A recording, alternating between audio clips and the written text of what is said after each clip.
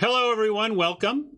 Good time zone to you. We are going to jump into another Zendikar Rising draft. Zendikar has won all of the voting this week, despite the availability of Cube. I think that says a lot about Zendikar Rising, as more so about Zendikar Rising than it does about like the quality of the cube on the system. I think the Arena Cube is good. We've had a lot of fun with it. It's not good for collection building, though. It's purely phantom, and unless you are, really have a high win percentage, it's kind of costly to your gems and gold to play in the cube because you don't get any collection building out of it. I like using mtgadraft.herokuapp.com for cubing around here. I get to play with chat, and we don't have to use our golden gems if we've got decent wild cards for it, which our accounts do. But I'm also really quite happy to continue playing Zendikar Rising. I'm so glad that the winter set this year has such great legs in limited, and by that I mean there's enough to do, and it's fun enough that even though we're this deep into this format's availability, it's still appealing and fun to draft. And that's certainly not the case with all formats. Sometimes the sets dry up in their interest level a little quickly, and you're really looking around for something else to do. And in this case, that hasn't been needed, and we have a great set to work with. If you are looking around for something else to do, though, I know you could improve your tabletop Magic experience and do some stuff there if you check out my sponsor, cardkingdom.com. They are purveyors of all sorts of Magic stuff. You can still shop the gift guide and pick up supplies and sweet professor-approved goods from Card Kingdom while the holiday season is still upon us. And throughout the year, though, you're going to get everything you need there. Whatever your Magic project is, they're going to have the tools to help you out with it. And I just want you to remember my little stream when you're in a Magic retail mindset. When you realize you need something for that tabletop game, please give Card Kingdom a chance, and please give them a chance through my affiliate link. Then if you do end up buying there, it helps keep me on the air because they know you got there from here, and the world keeps spinning around. So thanks a lot for that, Card Kingdom, for the ongoing support. And of course, our friend Oni Spumoni, the graphic designer behind my channel, has a site, Spumoni Works, that if you go check out and use the discount code Go Shopping when you make a purchase, you get 15% off, and you sign Oni up for some additional graphic design around here, and we could get some new fun stuff made. So check that out. And Best of 3 hasn't gone away. Best of 3 went away for Cube for a little bit, but Best of 3 Zendikar has been here wire to wire as far as I know.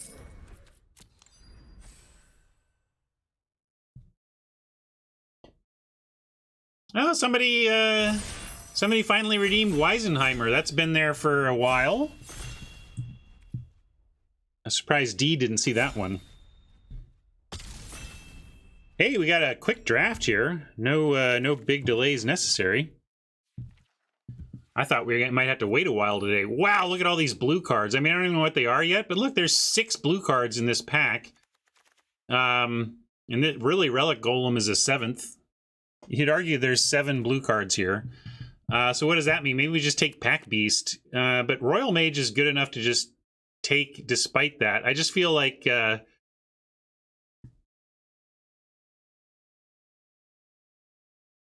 the spoiler one, well, it's a preview. There are official previews, right? If there's not official previews from Wizards yet, then I'll refund that. I thought there were official previews for the new set, right?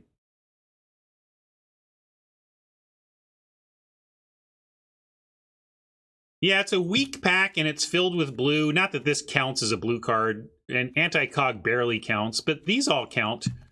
And so does Relic Golem. Like, this is a very blue-black pack. Skulker is good, Relic Golem. This is just like, I think we take the Pack Beast and we try to avoid blue-black. Yeah, I'll take any official previews. That's what I'm saying. Great. Well, we could avoid blue-black, but, Royal Mage here also jumps out. We can take Electromancer. We passed the first one. Electromancer and Pack Beast is a guaranteed 2/3 punch that gets you... that turn 3 extra 2. Media really likes GOP. Do you like it? You like it better than Electromancer, huh? With the Pack Beast, I really am kind of enamored with the Electromancer pick. I just feel like the synergies have been so much more important than the raw beef of landfall.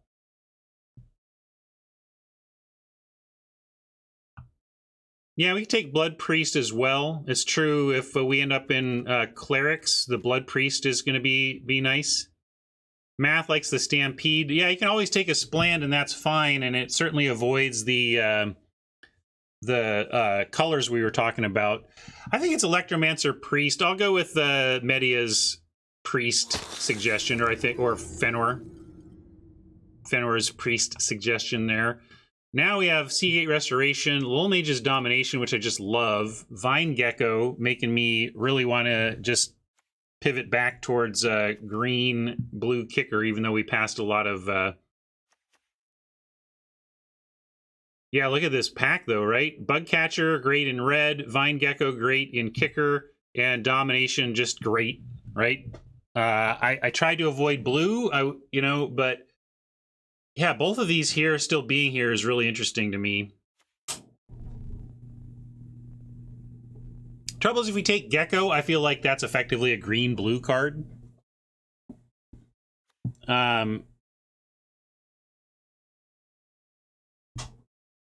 Yeah, well, the right didn't see our pack. Yeah, that's true. Catcher... I'm going to take the Catcher and follow through on my feeling to, like, avoid... just duck the blue in this draft. We can take a Blood Beckoning here. Although we could take a Blight Priest, and then we can get towards the Cleric deck, potentially. Blood Beckoning, I guess, goes again in any deck, though. Take the first Blood Beckoning over Blight Priest.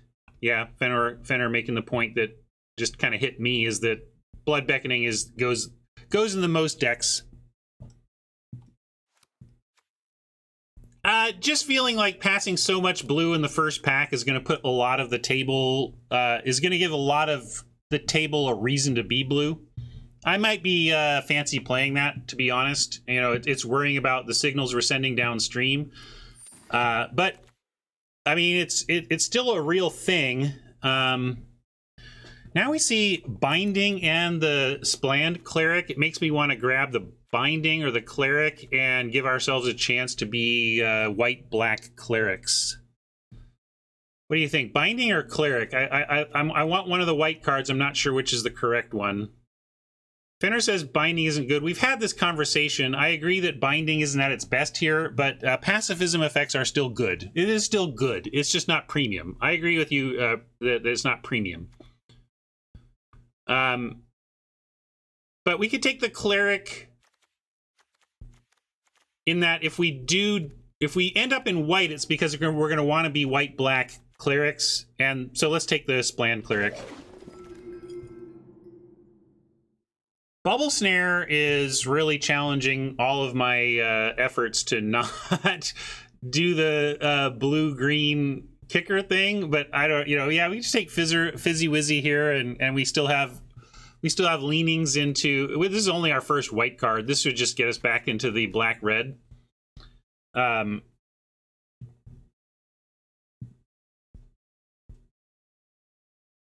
Magic has pushed pacifism effects towards non-premium, but to suggest that they are now not playable at all is taking it too far. Let's take the Wizzy. Sure. I give up on blue. But now I'm just going to be tortured by blue the rest of this draft, obviously. But check this out. We got Electromancer back here. Guide is still here. Rebirth is still here. We can take Rebirth, but I think Electromancer is the glue for this kind of deck. So we're taking Mancer. And probably just bailing on the Cleric. I think this is really a sign that we have landed in a decent place. We'll take a second Blood Beckoning. I don't think we'll ever want a third, but I will play two of these in this this type.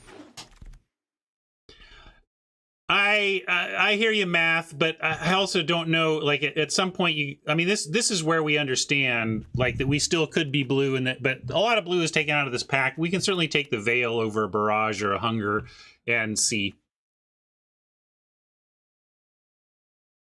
You want to take Outrider for red-white party? It's true. We do have a Cleric that could be part of a warrior Yeah, I guess maybe I'll take the Outrider and continue to leave white open as a possibility, which I like more. So this is great, though. Check that out. Electromancer 10th. So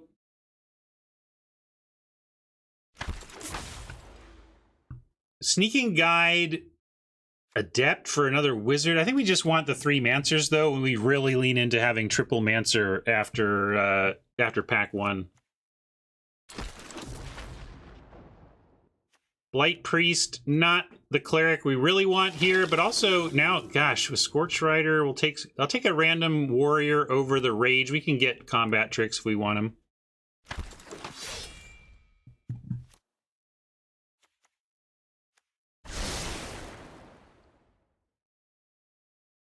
We have here a decent rogue at 3.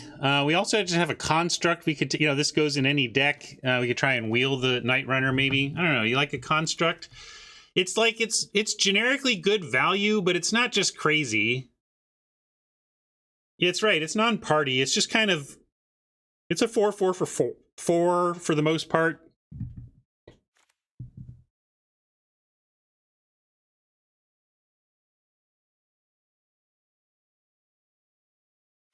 Yeah, I think I'm on Night Runner for synergy.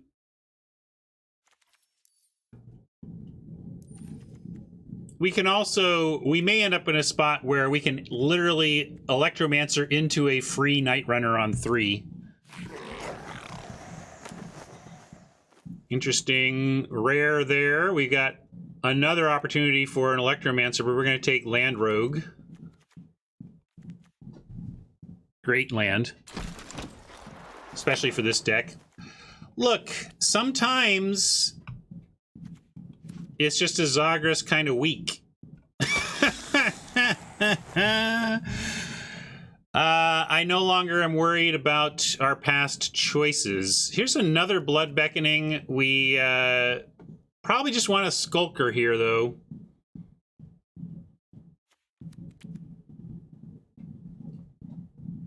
Sneaking Guide also does the early rogue thing. This maybe a Sneaking Guide to make sure we have a 1 is more important. I hear you, GY. I'm just largely underwhelmed by the Sneaking Guide. Spellcraft also interesting, but really we want to lean into Electromancer, and Sneaking Guide and Skulker both do that. I'm going to take Skulker and try and wheel the guide. I think we should be among the only drafters interested in the guide. That's my theory. We're gonna see if that plays out. Take another Blight Priest here. Again, not an exciting card, but it is a cleric. Yeah, Hellion. We have a Spland already, and we hope to get more. So Hellion would also be fine. You say we're not playing Blight Priest. I hope not. But also this Wield. Yeah, we can take first Hellion, given we do have a Blight Priest already and a Blood Priest. Obviously, Blood Priest are the clerics we really want for this deck. Yeah, I do need some removal. Removal will be nice. We'll see where we get on that. Base Camp is not... I never play this. I would never play this unless I was doing 3-color... party, and I haven't really been there yet. So we're just going to take the Bat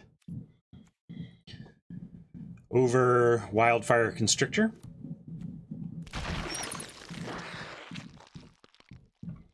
Yeah, it's possible. Hey, look, this is one of the times we could actually play a Coveted Prize, but I'm not going to pass a Bug Catcher. I mean, this is 2 on plan, but I would absolutely play this in this deck. Coveted Prize to go fetch Zagras is real, but this is more important to our plan. This would be a nice to have. This is essential. And it's unusual that this is even nice to have. This comes around late because most decks can't even consider this. It's not even really worth it at like 3 mana to do that. But at 2, it starts to look good. And then we pick up our 1 Ravager Mace that we like. I want to get some, I'll get some Colossi as well, but I want first Mace, I think. Fenrir wants the Colossus. Maybe I'm just enamored. Maybe I'm getting hung up on gold uncommon Signpost, but I really like what it does for these decks, so I'm going to grab it. here is interaction if we're desperate. I'm going to take desperate interaction over second Hellion.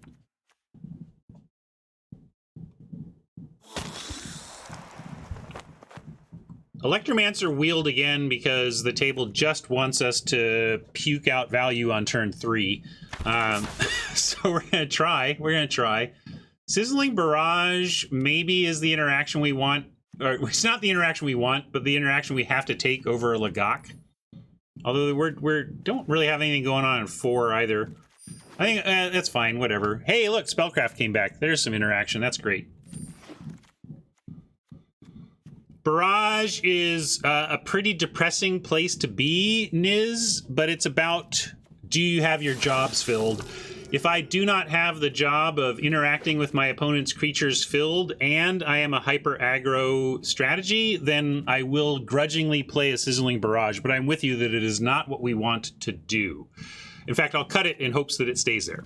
Now, yeah, this is a really interesting choice because Shatterskull Minotaur is really the reward for doing the Electromancer thing. Because,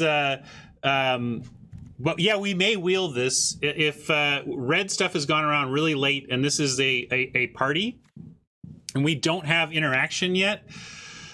I'm going to take the Deadly Alliance on the fact that we don't have this job filled very well and that this might legit wheel.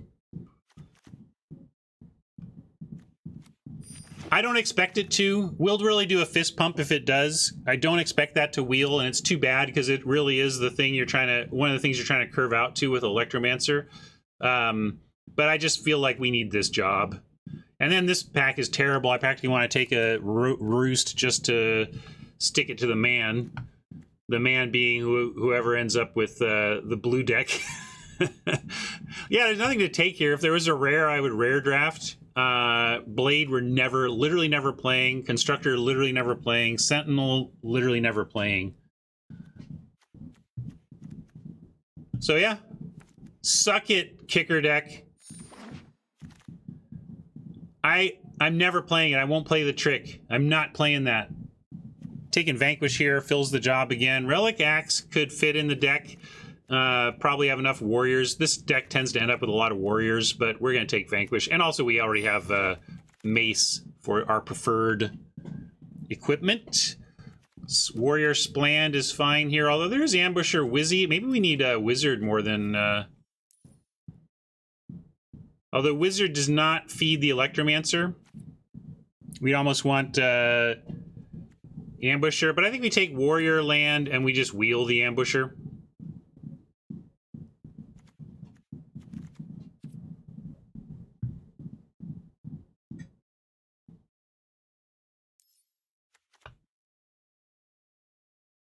I'm gonna take Warrior and see what we wheel there.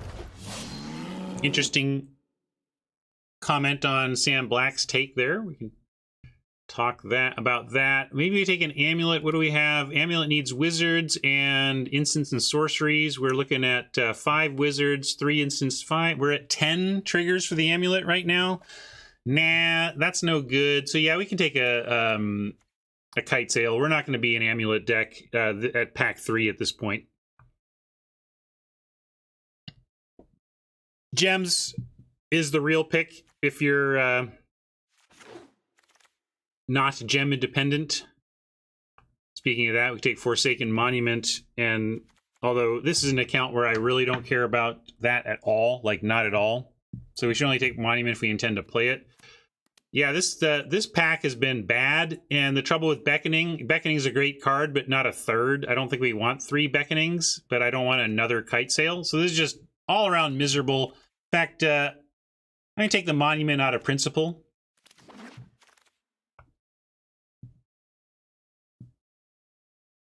Skulker over Molten Blast. I know we're talking about needing interaction, but Skulker is one of the 2s that feeds Electromancer successfully. So I'm going to take the Electromancer fuel.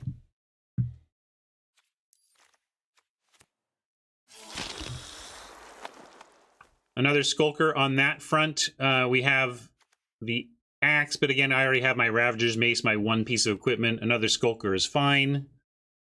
You could also take Rare if you were rare drafting again. Spikefield Hazard comes back. Unfortunately, that's not the warrior we wanted, but nice to pick up this Spland. I'd rather have that warrior we passed, the uncommon party warrior, but Hazard is great. Constrictor never making the cut, but we'll throw it in the board. Barrage, yeah, I could see a world where we bring in barrages for the play, when we're hyper aggro on the play. Wildfire.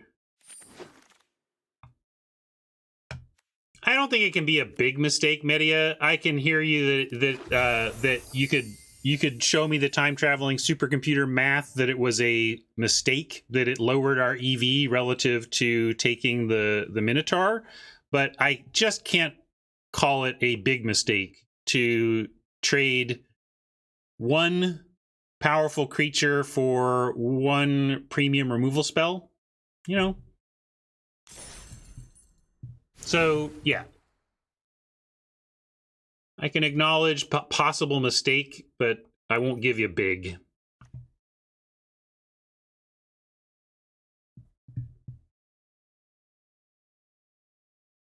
Yeah, I like starting Kite Sail on the board, but I really like starting with my Splan situation so we understand what our real cut target is. And in this case, really with Zagras as ideally like a 4 and Alliance like a 3, we're really topping out at 2 5s. Oh, sorry, yeah, let me get out of your way. Deck building. 17, 18, 19, that's 20 on the Splans. On this deck, I would like to be at 18. That's 8, 9, 10, 10, 9. I go 9, 9.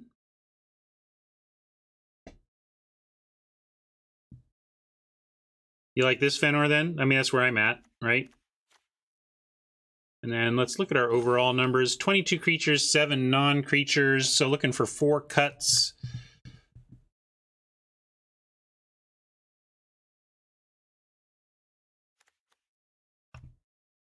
Let's look at our overall tribal situation. We've got 3 clerics, naturally, 6 rogues, 4 warriors, 6 wizards. So clerics are our worst and lowest. We only have these blight priests, 2 blight priests and a blood priest. We're not gaining life. We can play the Gloom Hunter, and that justifies the Marauders a little bit, but this deck almost makes me want to cut the Gloom Hunter. We do have the Pack Beast to be a cleric, and we also don't need to be too obsessed with having the full 4. Having 3 of 4 is going to be pretty good. We didn't end up with any 1-drop. We didn't have any of those guides. I took a Skulker. Knowing that we were going to end up with 3 Skulkers, I would trade now a Skulker for a guide. But at the time I took first Skulker over first guide, I don't regret that choice. I just regret that no guides came back to us.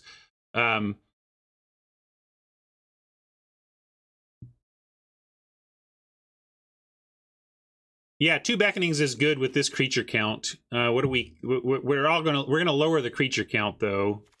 I think, yeah, cutting a Blight Priest is correct. And maybe a Fizzy Wizzy, that since it doesn't feed the Electromancer properly.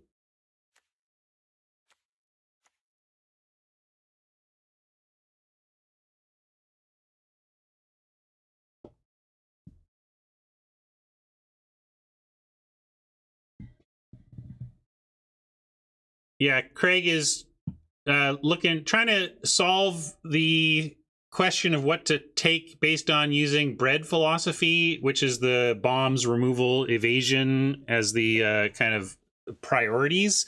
But what's the things have just changed. Removal is not so great that you take it blindly, and what a bomb is certainly debatable. Yeah, it's true. We can't really cut Fizzy Wizzy because it's the payoff for the Electromancer. That's a great point. So we're not going to cut any Fizzy Wizzies. But you're right, we could cut a Scorch Rider.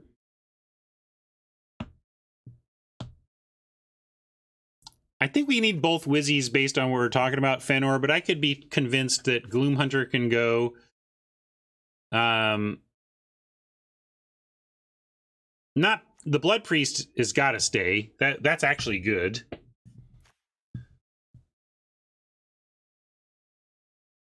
It's not a necessary payoff, but like I practically want to cut an Electromancer. Like I don't even know if we're doing enough on Electromancers to run 4. Yeah, Metzger and I come into the same conclusion there.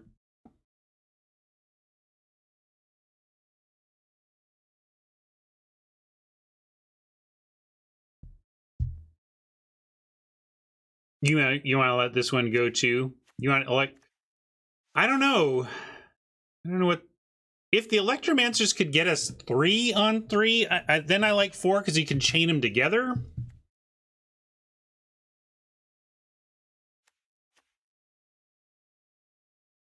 Yeah, we could also get rid of Hellion, although we do have significant splans to return.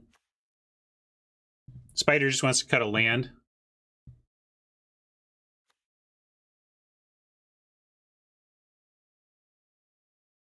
Yeah, we don't have much in the way of combat tricks. I mean, there's Barrage, but I don't think that's what Sam Black's talking about.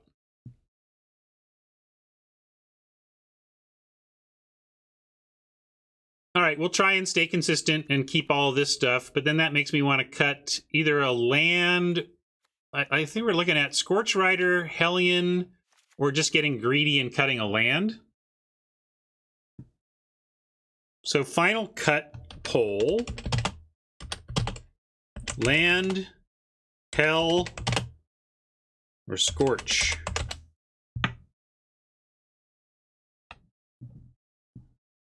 I'm not saying it is greedy. It might just be straight correct to cut a land. Maybe I did say it was greedy, but it could, like, when we say greedy, we just mean it, like, it can seem greedy, but obviously it's not greedy if it increases your win percentage, right? Then it's just straight correct.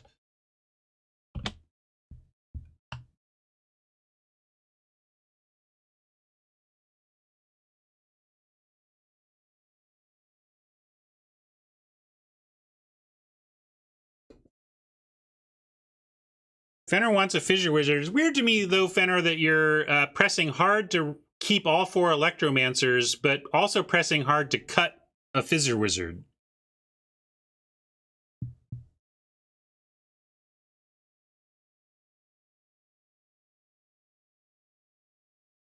Nobody wants to cut the Hellion. Some people want to cut the Scorch Rider. I'm going to veto the land cut and go with the Scorch Rider cut. I think we want the land. Come on. I've said, though, that why do we care about Electromancers? Why are you pressing me to run 4 Electromancers and cut a wizard? I know that this doesn't trigger Electromancer for extra mana, but the only reason to run the Electromancers is to generate 2 mana to spend on something. And Bugcatcher, Fissure Wizard, and Pack Beast are only 5 ways to spend the 2 mana.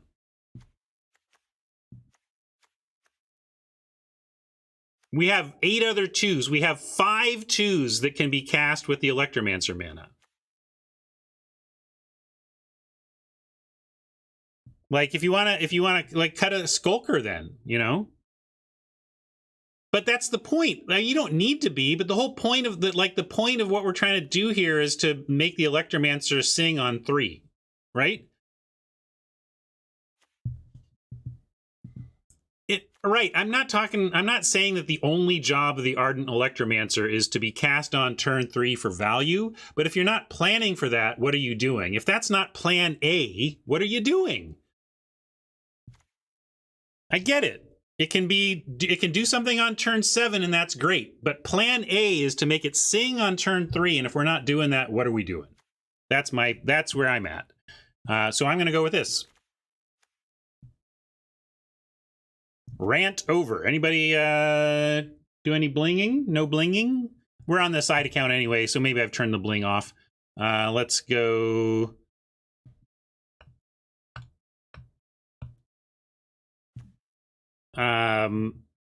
What's the point?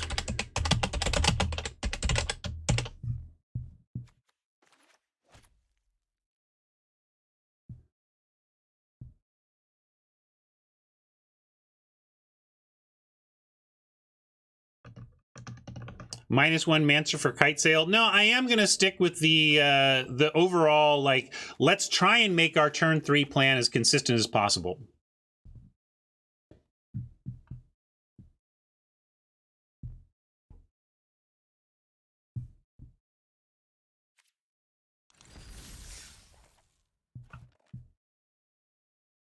Yeah, is there a quartet? This is like a barbershop trio. Oil Can asks a great question. Why are we on the side account? This is our first draft of the day. It's our first draft of the day, but it's on Zendikar Rising, where we have... Actually, I'm going to make sure I am on the side account. I think I am, right? Yeah. And that's correct, because we have 4x'd our rares on the main account.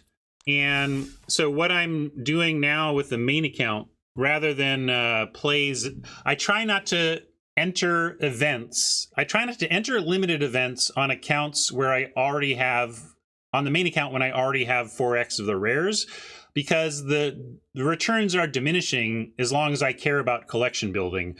Of course, if you don't care about collection building, you can just play on, wherever. It doesn't really matter where you play. But if you do care about building up a collection, like I do, it's better for me right now to play standard on my main account, where I have 4x the current set, build up gold, get a stockpile of gold, and then the new set launches, and my main account has this big stockpile of gold that we convert into gems without having to spend any of our precious resources. So it's really, and some people get excited about those gem cards that you get in pack. Hey, I have 4x the set. Now I get gems out of my packs. To me, that's not something to be excited about. It's merely your sign that you need to be drafting that format on a side account now. So that's where we're at. Yeah, we're down to 17K on the side account. Our other side account has high 20s. This one's down to 17, but there you go. All right, let's get here, and let's take a par poll. Also, I need to get some volume here. Oh, there is some volume.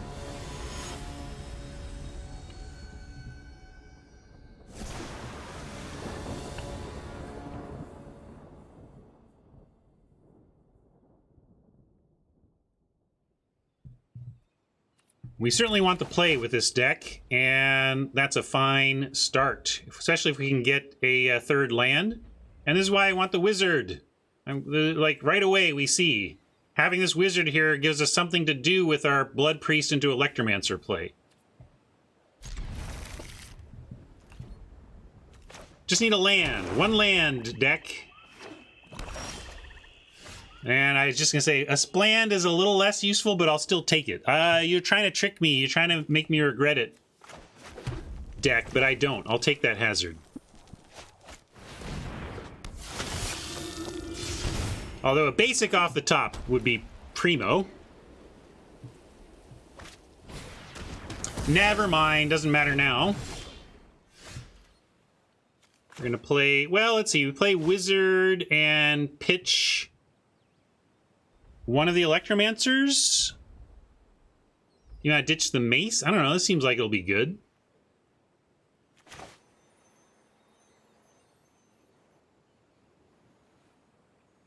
Those of you who want to keep mace or Electromancer over mace, you just don't... I mean, this on an Electromancer is way better than 2 Electromancers. I'm keeping the mace.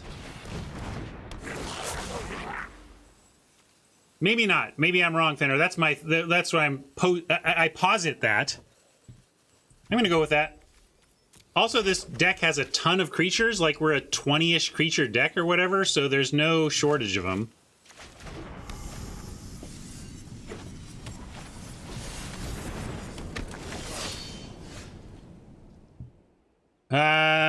Now, if we go Electromancer, we only get the 1 mana. We can go Bug Catcher, and then next turn, heck, we go Bug Catcher Beckoning.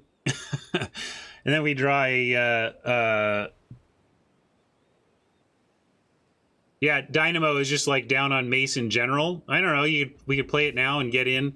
Maybe I'm just too high on this card. It's possible, but I do think I'm not going to Vanquish when the Tactician isn't doing much yet. But I am having a hard time running the Electromancer out when we can run out a Bug Catcher first. Yeah, we could just Vanquish and use the mana. Let's start with an attack, though. I like that. I think it's attack bug. That's what my gut says. I don't think it's going to get big before we can do something about it. That's my feeling.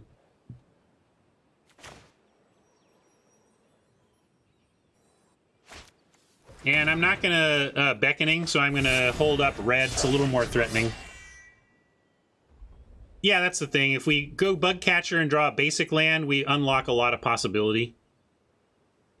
We can Electromancer off of the red and whatever land we draw, and then have the Swamp +2 to Mace. But if they play a Warrior here, yeah, all right. So this is why I was waiting on Vanquish. If they're not going to play another Warrior, we don't need to prioritize the Tactician, and we can do our own thing.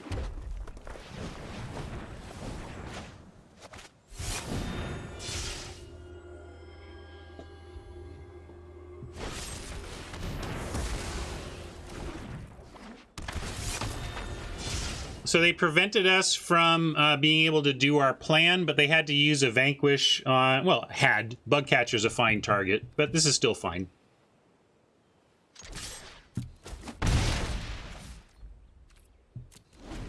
We now have a nice Beckoning. We can get a couple of... Like, Bug Catcher and Priest back is a great, great thing there. I like trading off here. Because we have a Wizard anyway. And we have a reload ready.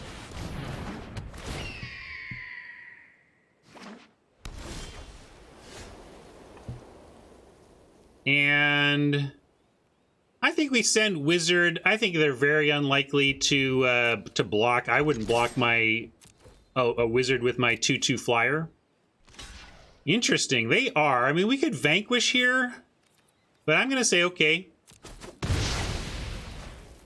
That surprises me, and it means we are a little bit off of party, but that's fine for me. Fine by me. We do this now.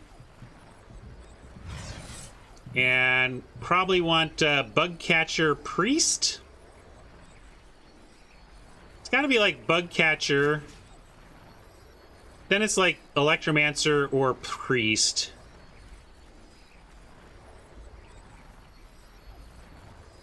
Fizzy does give us a loot that we might want. But if we don't draw land, Bug Catcher Priest is a fine turn next turn.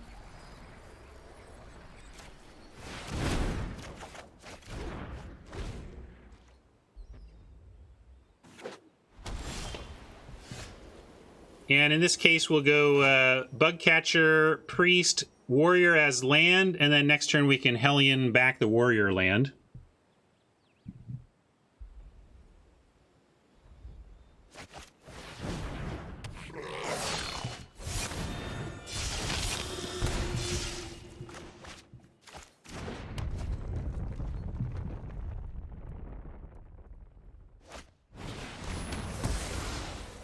Oppo kind of on mono removal, which further makes me wonder. I'm surprised they're blocking when they have when they can do it the removal way. Well, here we go. We get 4 mana off of this. I like Electromancer into equip Mace. I did. Don't make me mute you, Fenor. Come on.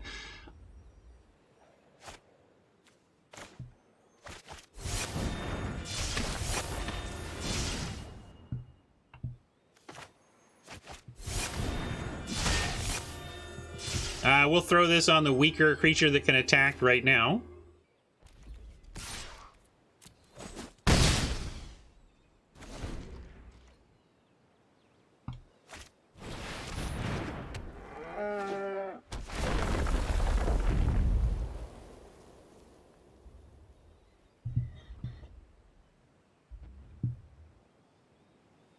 CBL, daily CBL reminder.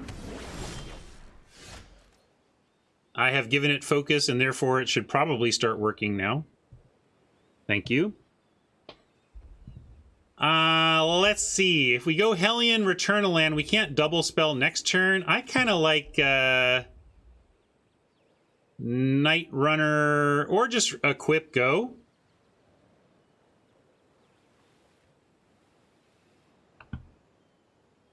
Yeah, let's move the mace for now.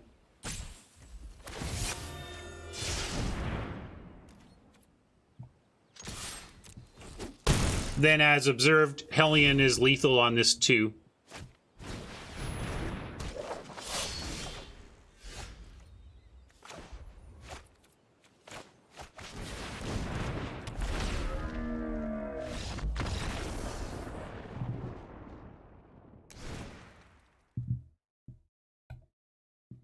So, we love our Electromancers because they are good throughout the game, but we really love our Electromancers and are building around what they're capable of on turn 3. Mace did some work there, yeah. There was some suggestion to pitch that and keep a second Electromancer. Mace proved its worth. The menace was real. We're going to be on the draw. I wouldn't consider any sizzling barrages or anything. Yeah, it's probably just to ship it back here. Unless we feel like this is a kite sail matchup. I mean, they're playing white, so they might have some flyers. They have the Raptor. But I don't think it's like kite sail levels of flying. Nor do I feel like we need kite sail to close out a game. It kind of feels like it, right, Scott? We didn't try. Although I honestly, I did try to avoid blue after the opening pack we saw. Yeah, that would have been a good way to approach it, Snaky. I didn't really look at our deck and say, is there anything bad in here? Is there anything that's not good in this matchup? But well, it doesn't add toughness, which is a pretty big deal, right? Mace only adds power, and if you're not really doing the party thing, it doesn't add a lot of power. So it's really, some of the signposts uncommons, you're just like, I'll play this in any deck with these two colors because it's just doing generically good things. But in the case of the mace, it really needs to be doing the thing where it's just not doing it at all. In this case, we're going to absolutely keep is to sneak, really. But I just want to observe that we want to cast a Skulker on 2, not a Catcher. Because if we do find an Electromancer for turn 3, we want the Catcher to cast off of it. And if we go Catcher, we can't cast the Skulkers. So just calling that out. Blood Priest is another option that would allow a turn 3 Electromancer into Bug Catcher. But obviously we want to save this for later if possible.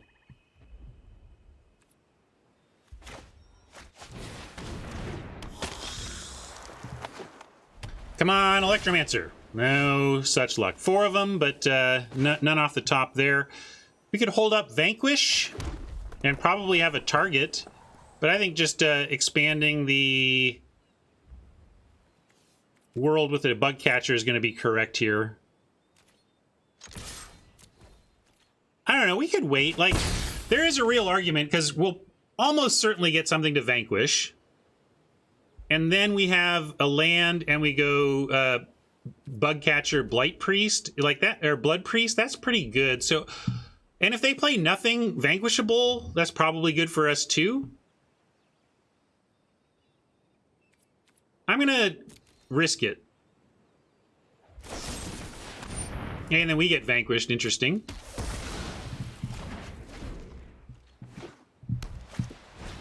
Ah, and I can't vanquish it. Utterly punished.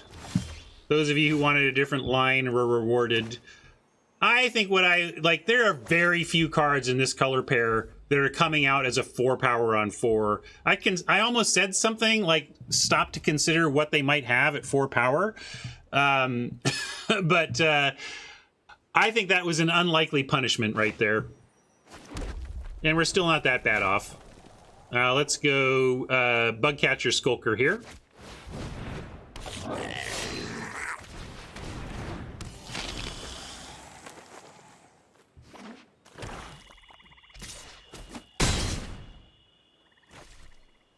Yeah, I'm not saying I'm sure that my line was correct. I'm saying that being punished that badly for the line I chose was pretty unusual. I don't think that type of punishment is common in this color pair.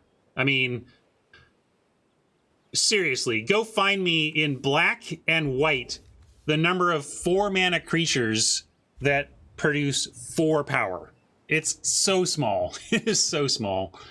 I mean, I guess there's the common 4/3 vampire or whatever. Yeah, but there's not many, right? Like, we don't even care about that card. Like, heck, if they're playing the vampire, that's probably good for us. Our real problem here is that we're stuck on red. We're loaded on red, and we got all black cards, so we're choked on black. And if I go with the blood beckoning, we just get back more black cards that we're too choked on to cast. So now I think we do just vanquish and go, because we can't really let Paired Tactician and Legion Angel go nuts. There's no way they block. I suppose it was a mistake to do that before giving them a chance to, but there's no world in which an opponent of any caliber whatsoever blocks there. Here we draw our bomb and get to see if they have anything for it. But we still are choked on black, so we get 1 spell per turn.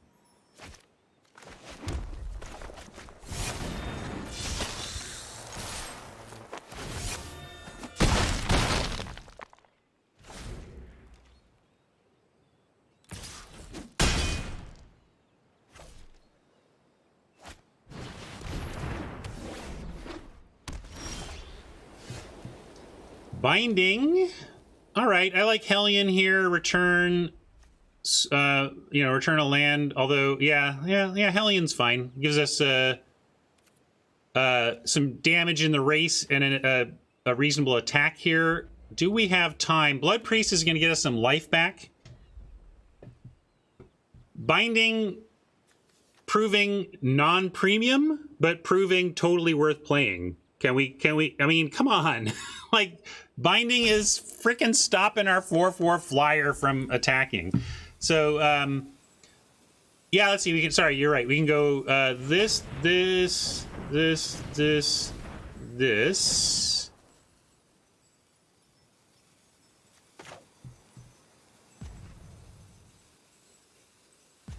We haven't played a land yet, right? Yeah, I'm right. We understand that Binding is not premium removal.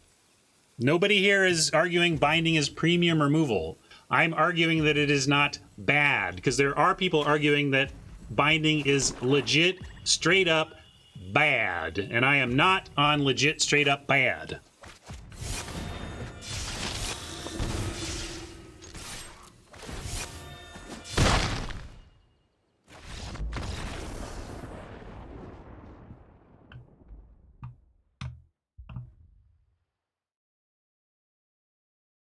It's not even bad there. It removed a 4/4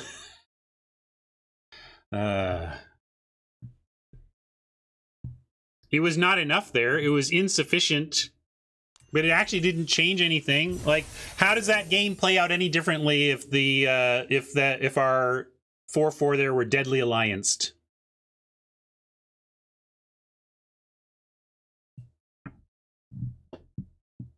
It did remove it.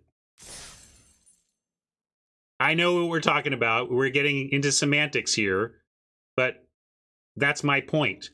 It did not remove it from the battlefield, but it removed it from combat.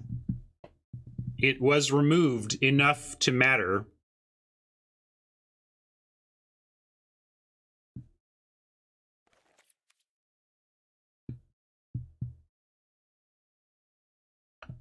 That's a good point. It was 2 extra points of damage. I still don't think it changed the outcome. The Binding versus Deadly Alliance there does not change the outcome of that game.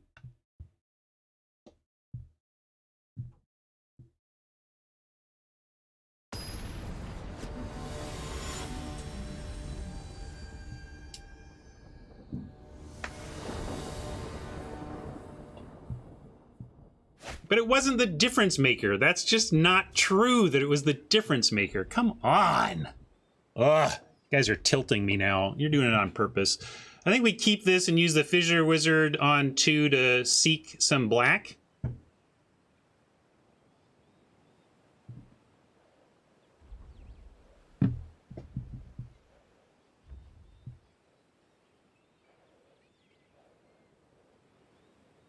It's not a straw man. I'm saying people are saying Deadly Alliance is great. Like, the idea was Deadly Alliance is great removal. Nahiri's Binding is bad removal. And my point was that in that game, either one of those pieces of removal, neither one of them saves Oppo. Like, it doesn't matter to have the other one. Having the better removal doesn't save Oppo is my point. If you don't believe Deadly Alliance is great removal in this deck, I don't know what to tell you, Media. We are just not on the same page. We're going to keep this, though, and I'm going to go with my plan to try and find some black.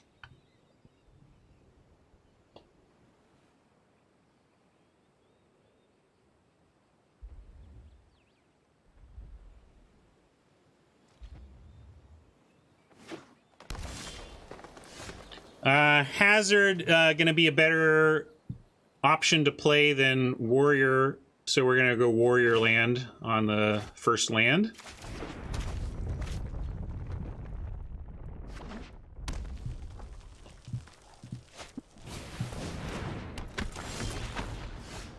All right, we have a Pack Beast. That's going to give us color filtering, so we could at least play some black spells, and Pack Beast helps us with the Electromancer. If we draw an Electromancer off the top, we get to Fizzy Wizzy, so we're going to go ahead and Pack Beast here. Although, of course, we could do it the other way, too. Fizzy Wizzy into casting the Pack Beast for free. Oh, actually, that doesn't work. No, that's the point.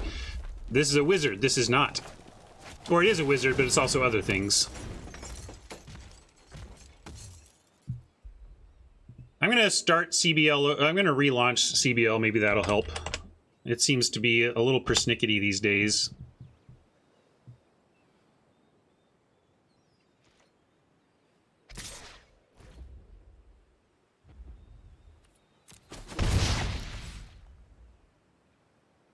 All right, CBL restarted. Hopefully that helps for a little bit. Let me know if it acts up again.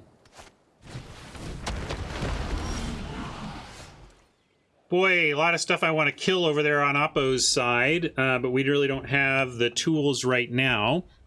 I think we're going... Oh, I'm going to start with an attack. If they want to block a Pack Beast with a Vine Gecko, we'll take that for sure. Then we'll probably Fizzy Wizzy looking for natural swamps.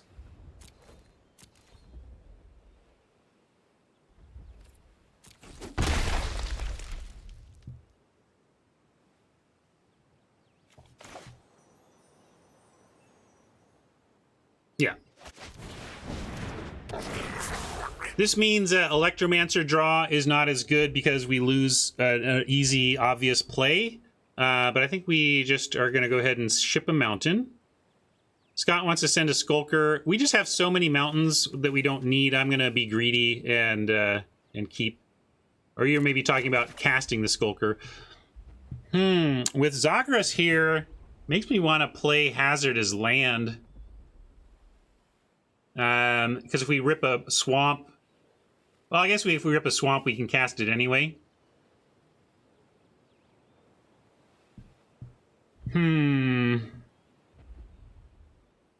Well, but Pack Beast puts it a turn away. I'm gonna go Hazard as land, yeah. We do have the Hellion somewhere to get it back. One toughness creature incoming, though.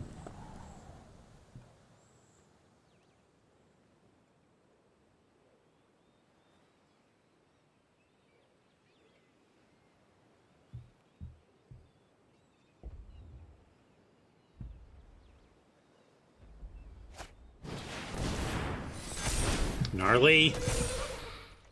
We need the Zagras to stick around and give everything Death Touch. Hey, found our swamp. And Is it just Zagras? Yeah, I think it's just Zagras. Zagras, send, and then threaten a bunch of Death Touchers on the ground. If they kill Zagras, we're not going to win this game, but if Zagras lives, we should be okay.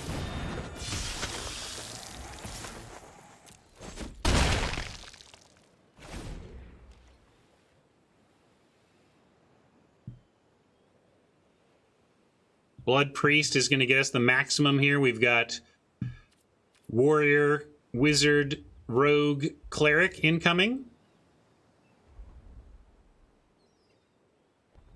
Yeah, Blood Beckoning is really nice to know we have available if they do manage to get Zagras dead and not exiled.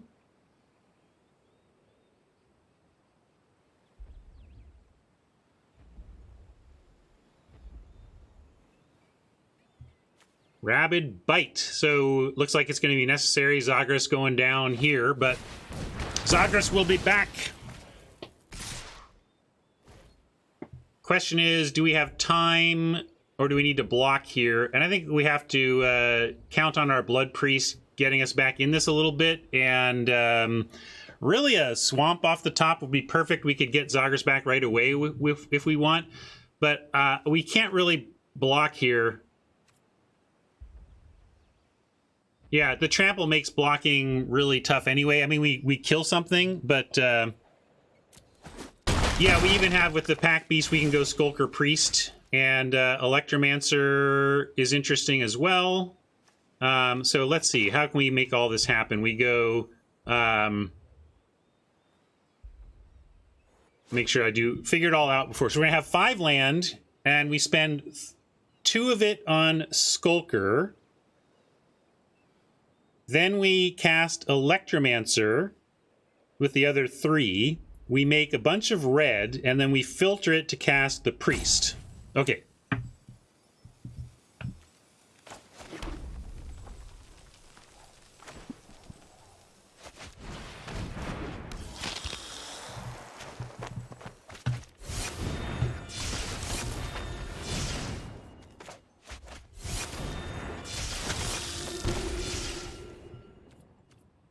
Not bad.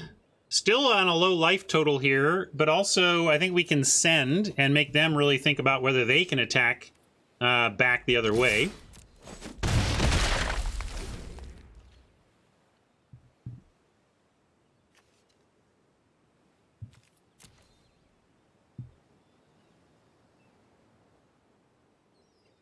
Who knew that Electromancer could be good on a turn after 3, though? Weird.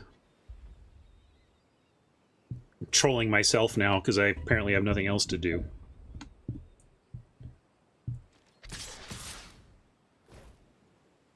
So Vine Gecko says +5 is possible. 5, 6, 7, 8, 9, 10, 11, 12. +5 is actually 13 damage because Gecko would get another counter.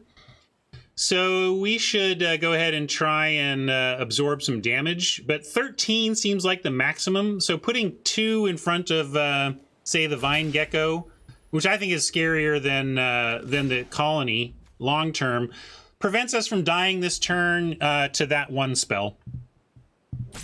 I don't think we need to block the Colony. I think if we're going to get there next turn on because we can just go Beckoning Zagras, cast Zagras through Pack Beast filter.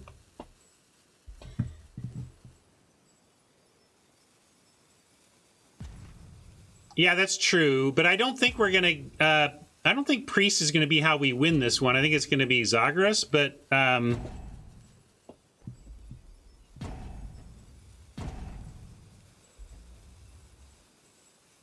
yeah, we could just be more aggressive.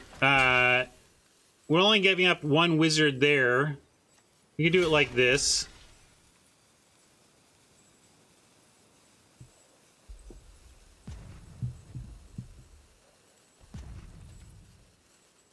All right.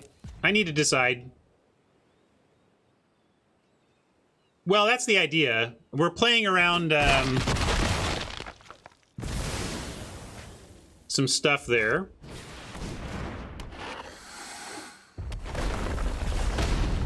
Yeah, we could have let the Priest die.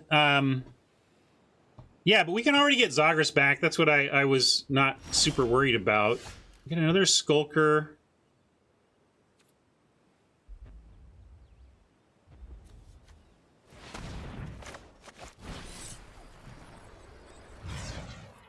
Zag.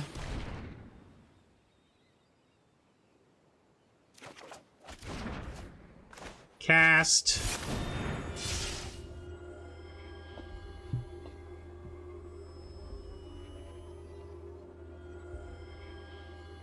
Yeah, I mean, Hazard would be a wow way to lose, but make him have it.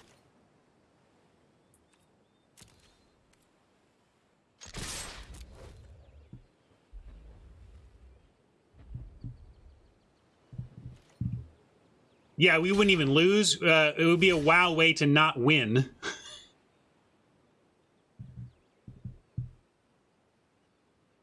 But yeah, if they didn't use Hazard already, that's kind of silly.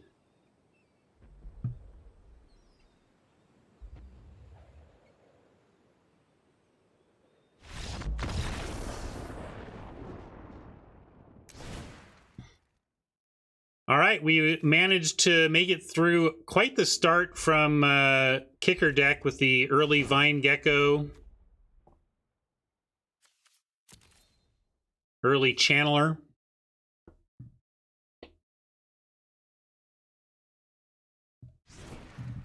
Yeah, Pack Beast saved a lot. You know, was the glue in that one for a lot of stuff. I don't think on the play we're bringing anything. There's chances we bring in Barrage on the draw. Or sorry, on the play we might bring in Barrage, but on the draw I don't think there's anything we want to change here. Send this back.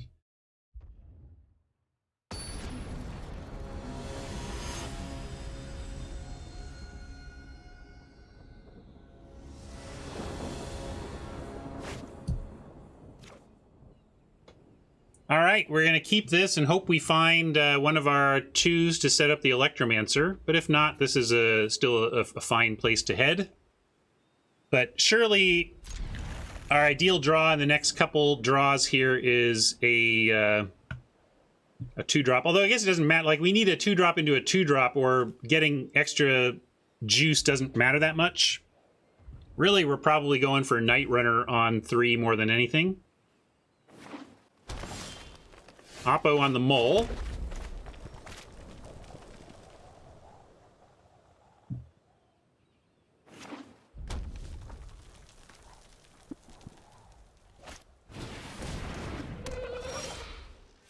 Gnarlid Colony. No 2. Really unfortunate for this deck. We have a ton of 2s, but just had a hand that we basically had to keep, but didn't provide the 2s.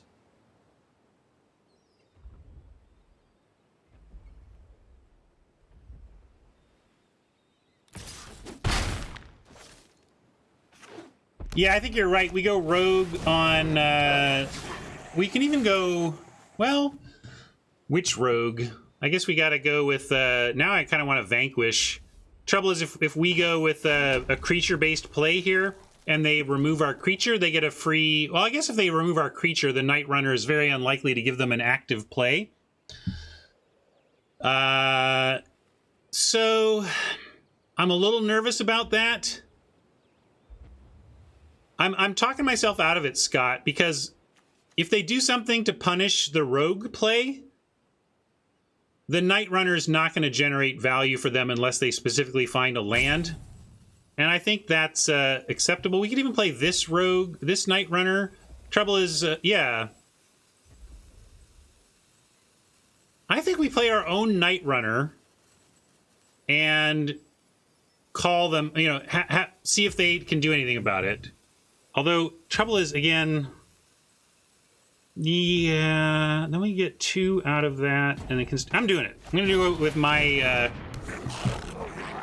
going to go with my play and see what they want to do.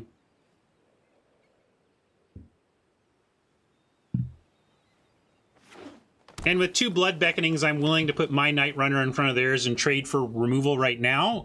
Trade for tricks. And then, yeah, black card for 1 swamp is fair, but we can play this as land if we need to, but we can also play Mountain, cast Electromancer on 3 mountains, and then actually just go Electromancer into Electromancer here. That's kind of interesting. Now, what do you think's going on here? They didn't attack. They didn't cast anything. Mana left up. I kind of like attacking in with Vanquish up and seeing if and how they block. But no, we don't have too much red land. It's even split. We're just getting unlucky. Yeah, they just bounce. It just gives them a chance to bounce off. But some people are afraid of tricks on your end, right? Still, I don't think that's correct here. I think we go.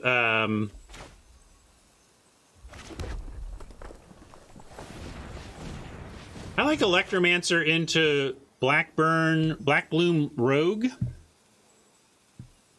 Or Vanquish. Yeah, we go Mancer into Vanquish too. But let's start with Mancer. And then now we can cast any of our 3s. I really just am nervous about Vanquish in the face of open mana against green, because they can counter our Vanquish with a pump spell, which they might have. I'm going to go with the Rogue Land dude.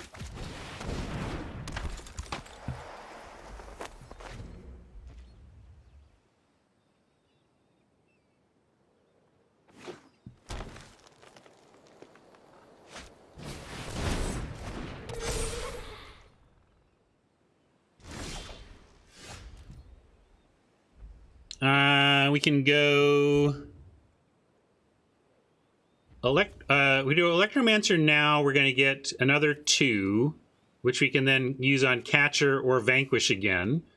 We're past the point of we don't have attacks into the colony. If you can help it, Rob, I like to avoid it. I mean, it's not a worse trade to trade Vanquish for a pump spell or whatever. But yeah, we can just Mancer into Catcher. That's fine. Let's get wide.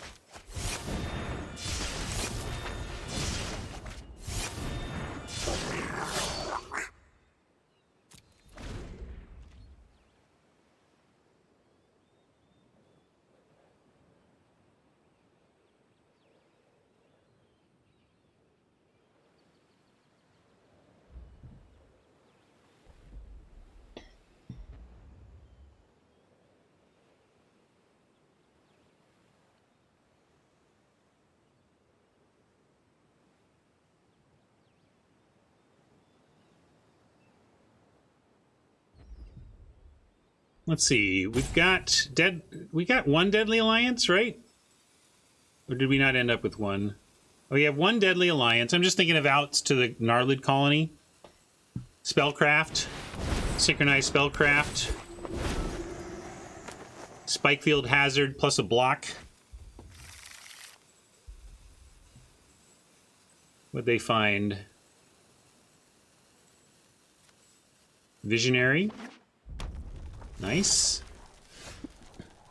It seems like we might be heavier red, but I promise you, we're just we're a 9. I think we're an 8-8 split or a 9-9 split on 18 sources.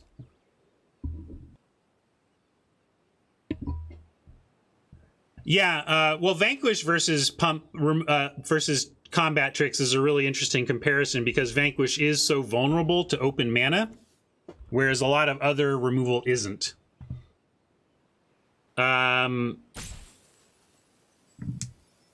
But yeah, I would trade Vanquish for a pump spell right now. We could just swing in with everything and win against the colony and not care about anything else. We could also, yeah, with the Beckonings we're swinging away. I'm just making sure. I'm just trying to see if we cast Vanquish first. But let's start with an attack here. And then trouble with Vanquish is, like, we don't need to Vanquish because they have the 1 good block and everything else trades, and that's fine.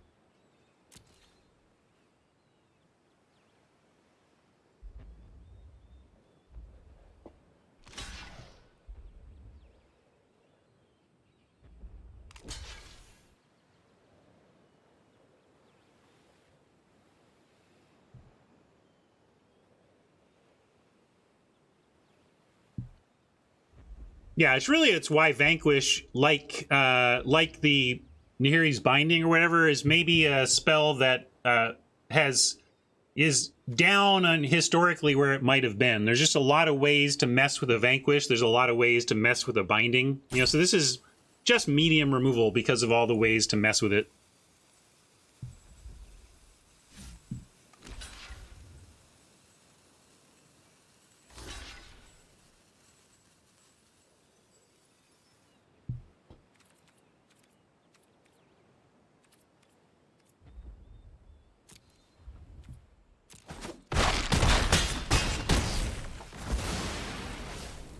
We're gonna kick it and bring a couple things back.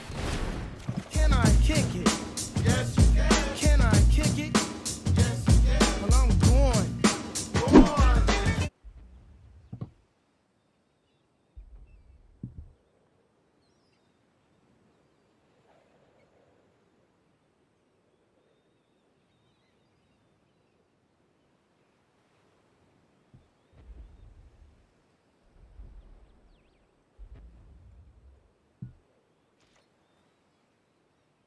We have quite the attrition fight here with, Visionary about to come down. Oh, Stomper about to come down. Yikes. All right, we're getting a little outclassed here on size. This game feels like it's slipping away from us a bit. Zagras would help, of course. But we are on the back foot against this type of power. If we're going to draw a land, Swamp is what we wanted to see.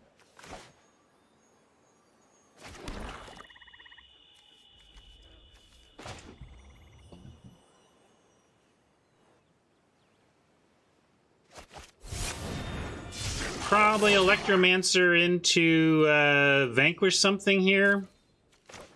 Vanquish their Night Runner. Vanquish the Paragon. Kind of vanquish something while the vanquishing's good, I think.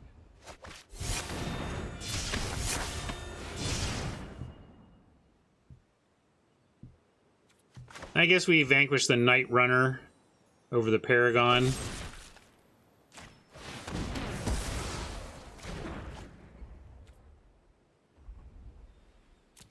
But this is where we're stuck now. Like, without Zagras, we're just outclassed by the green. Fenrir wanted to swing again. Maybe. We're just throwing away 2 creatures at that point for a little bit of damage, though? I don't know.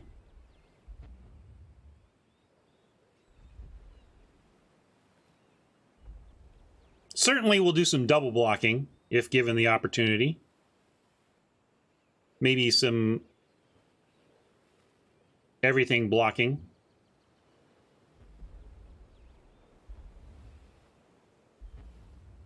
With 2 creatures creating 5 toughness, we represent a 1-for-1 off Gnarlid Colony.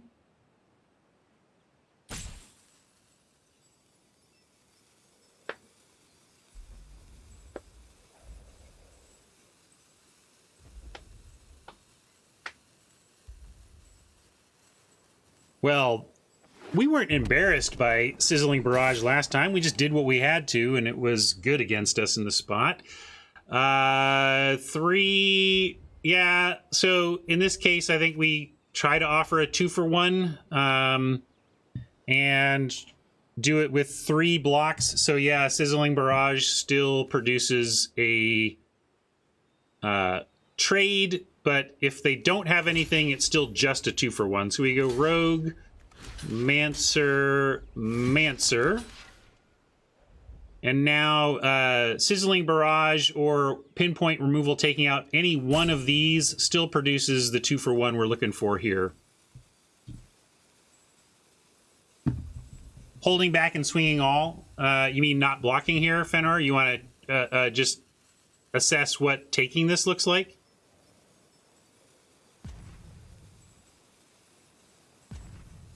Yeah. If it's Might, I think we just have to accept that. Might's really good and gets us here. But we can't really play around the card we can't beat.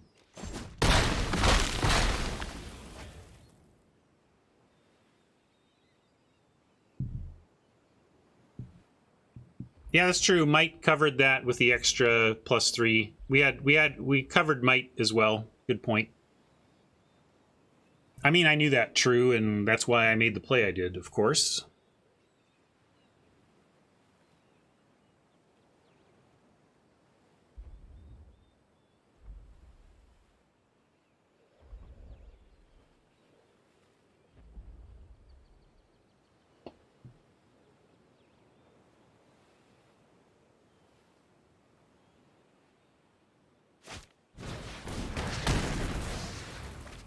Might bite.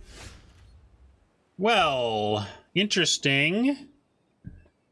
Spikefield Hazard might be the way we get that colony eventually dead, but for now, I like beckoning back a couple of things and casting one of them.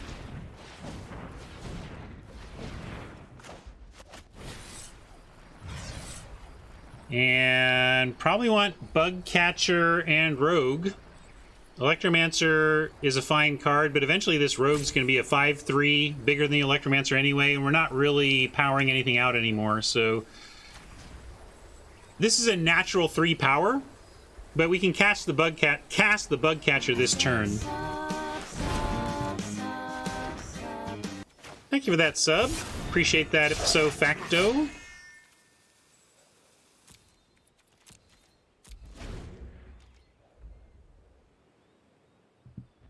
They send colony here, we're going to take it. We're going to show them that we're not willing to double block the colony. Hopefully they'll send in again and we can trade Electromancer and Hazard for the colony.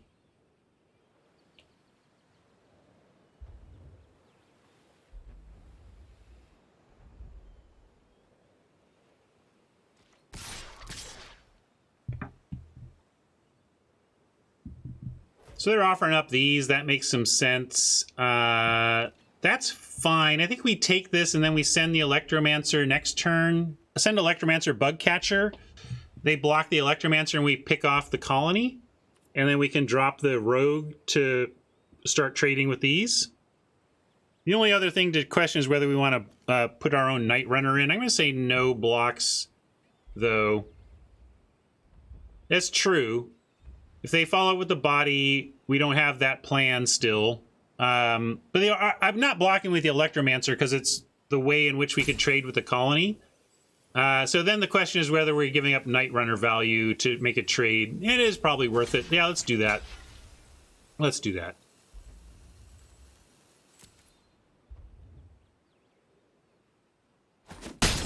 We're done with our blood beckonings, though, so we're not getting anything back from the yard now. All right, there's one of our ways to solve this a little more easily. We're just going to go ahead and try for the dead colony off of Spellcraft now.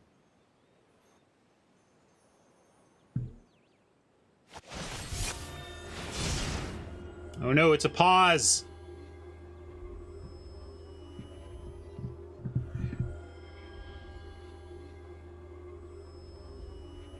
I want to clear the blocker.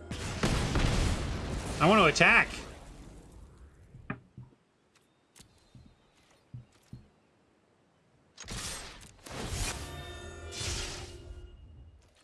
We don't know what the pause is. We'll find out, I guess.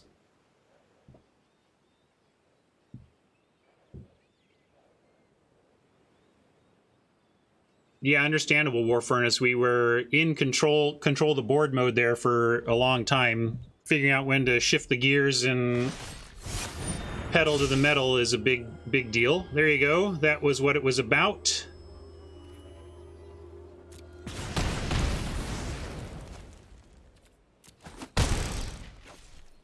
I think we've pulled ahead here. I like these two cards over one random off the top and whatever they've been holding. Not way ahead, though, by any stretch. Although that's suggestive that we are more ahead than we think. They got 7. This is going to make 8, and the Rogue's going to get really big from here. I'm assuming they're leaving Visionary back to block.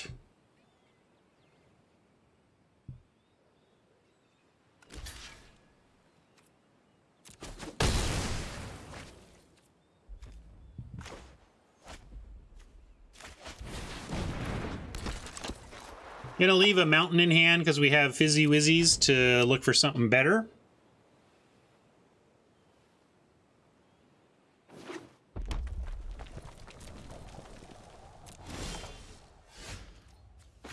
Mace to the face. Not super good here. This is kind of the drawback side of the mace, right? Like on a pretty low board, it's pretty low impact.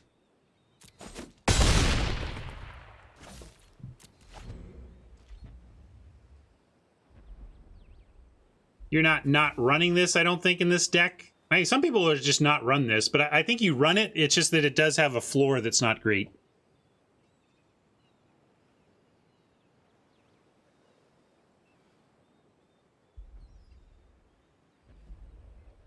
How menacing can a Black Bloom Rogue be? All right. That's great, gang. We've made it to 2-0. We got 1,000 gems guaranteed, and we get to play for profit.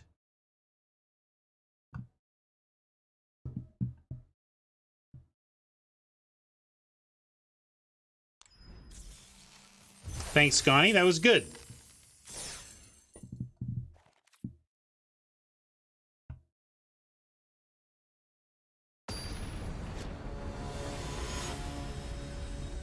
Kicker Without Roost. Kicker Without Roost is obviously doesn't have its favorite engine, but I've won with Kicker Without Roost. I'm sorry you went 1 and 3 though. Electro Brains, we've all been there.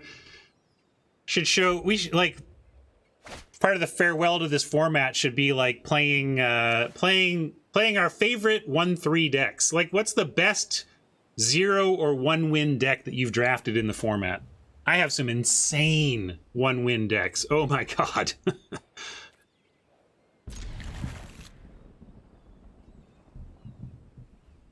Pack Beast into Rogue? Question mark? Probably, but we'll see if Electromancer or something might change anything. I don't know.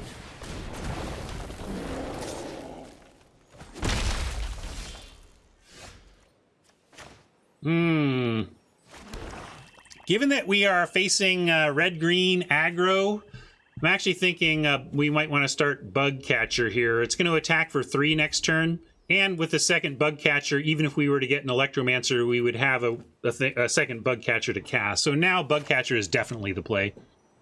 Without a second Bug Catcher, we would have to debate, but with a second Bug Catcher, it's kind of a no-brainer. Hey, good game, Panda. That was quite the match.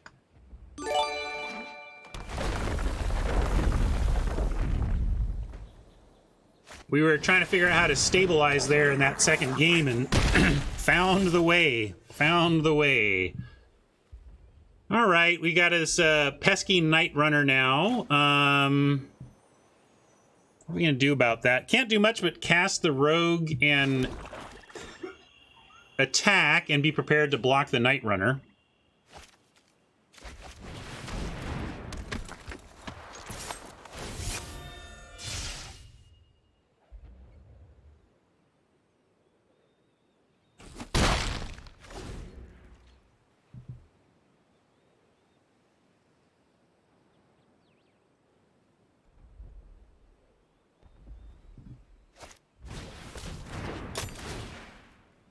Uh-oh.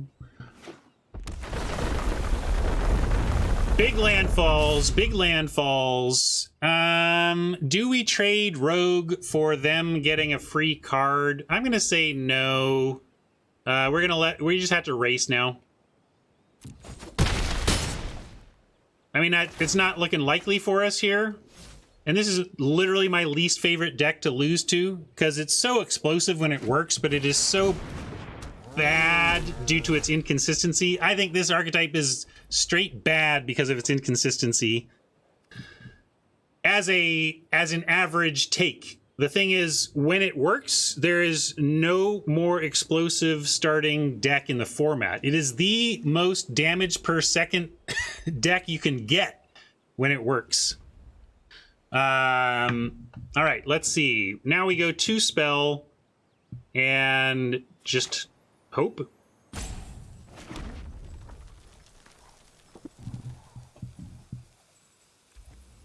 This type of deck, though, this like elemental style landfall, Skyclave Pickaxe style landfall is exactly what I'm talking about. I'm not talking about red, green in the whatever abstract way you want to build it. I'm talking about this, what I'm looking at in front of me. That being said, we're going to lose to it. But I think we even have to pretend at this point like they're not going to get land. If they don't hit a land next turn, then our aggression might work. But we'll at least make our bug catcher bigger for this attack. I think all we can do is race and hope.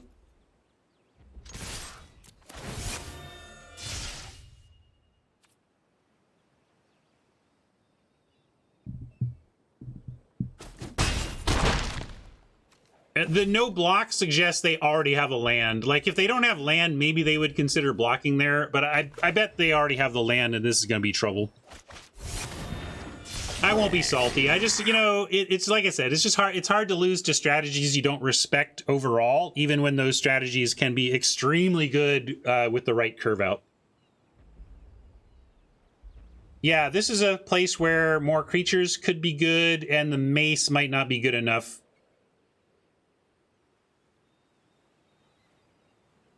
We haven't really done much changing up of the deck in sideboarding. Largely our main deck configuration has been strong enough. Well, no snap land, but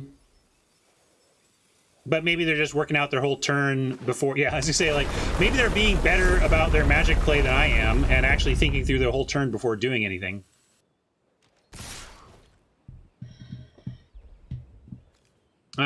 Can't block there or we just lose, so now we're in chump to prevent damage mode and see what we can do on the crackback.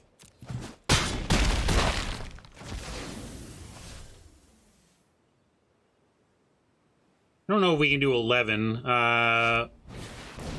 especially not with a Sproutling in the way, especially not drawing a land. All right, this one was not for us.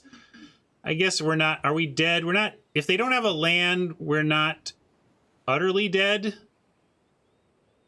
but I think we can move on here. First loss, I think we went 2-0, 2-0 so far, so there's like, oh, our deck can lose, right? If we're gonna, this is a place where we could argue for the barrage if they're gonna, although they don't block well. That, I mean, that's my problem with landfall with these types of cards, with Brushfire Elemental and Pickaxe, is that they don't lead to good blocking, right? So my problem is not with good red cards and good green cards in the abstract. It's my problem is with the ability for Pickaxe and Brushfire Elemental to shift gears defensively at all. But that's true, and that, you know, but in a race situation, they're not often going to block, and also their creatures aren't good at blocking. So I like the Rider Gloomhunter idea, and I like cutting the equipment and perhaps cutting the Hellion. Although the Hellion on 5 is a decent blocker. Yeah, we could put in another 3 power and drop, but we have plenty of those. I don't think that's the problem.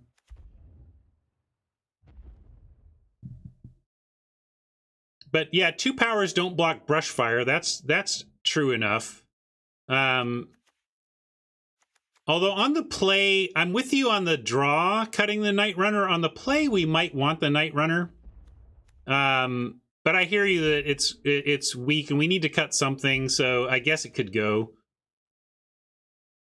I could cut like a Skulker. That hurts our plan, though.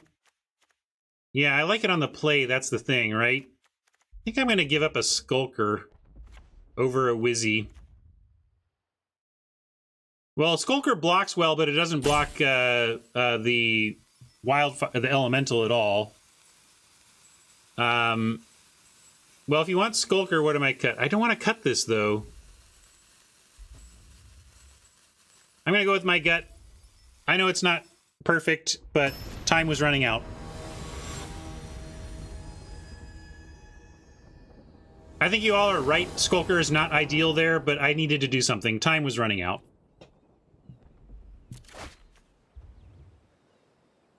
Okay.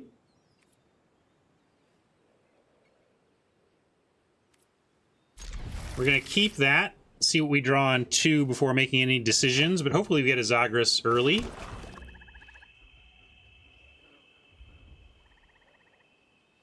Ideal draw is a non-wizard 2. Didn't get there on the non-wizard 2. I'm going to go ahead and cast Fizzy.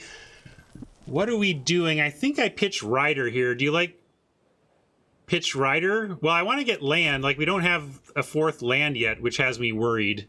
I think we need to dump Rider for looking for a 4th land.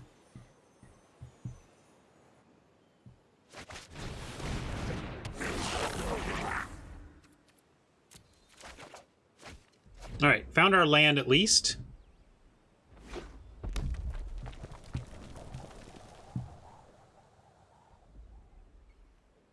Zagras not further reduced by another wizard. So, I mean, we'll cast the wizard if we don't get anything else, but alternative 3 would be nice. That rogue that we refused to cut, for example. Although that's fine. If they're going to do that, I'm quite happy. You got that, buddy.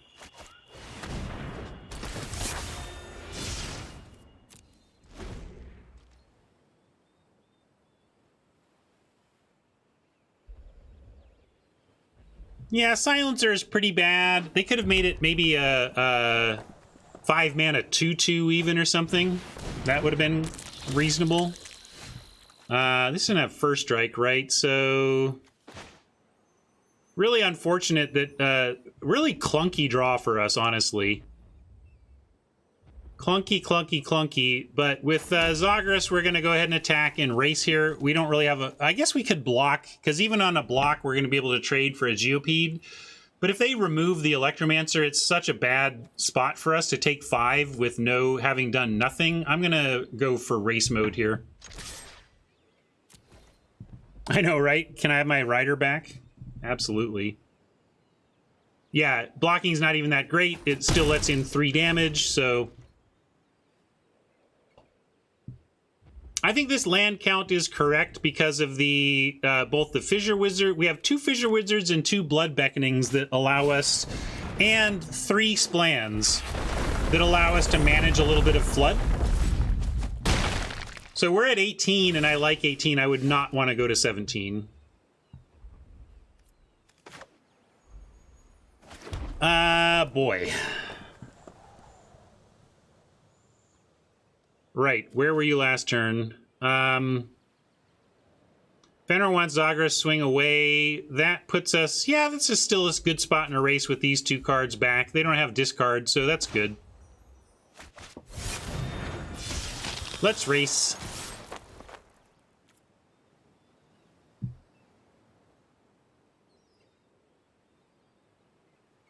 They probably don't block here.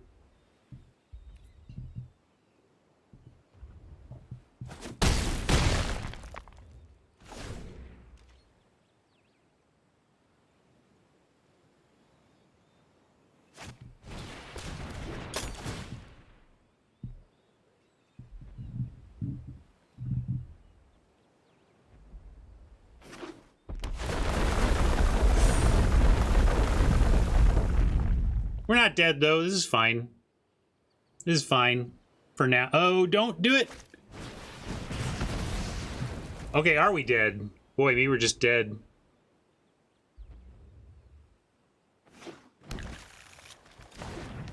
Well, ignominious way to lose to my least respected deck in the format, but that's what the deck can do. Boy. I can keep my saline down here. This week has gone great. Like, this week has gone great. Except for me facing my least favorite archetype in the, in the format. Oh, Pablo, come on. The problem is it's... Oh, sorry, I thought you said it's consistent. I was like, it is not consistent. It is not consistent. Yeah, but the nemesis of this week has been dumb landfall decks. But there you go. When they work, they look so good. When a landfall deck works, it looks so darn good. And unfortunately, I just seem to be showing people what perfect landfall deck curve outs look like from opponents this week. Been pretty frustrating on that front. Darn it. Darn it. Yeah, also, we draw that... draw, just slightly different order there. That's the other thing. That was ultimately a terrible draw for us. It was ultimately like this terrible draw in which we ended up not doing anything on multiple turns early in the game, and we were still 1 iota from being able to stabilize and take over that game.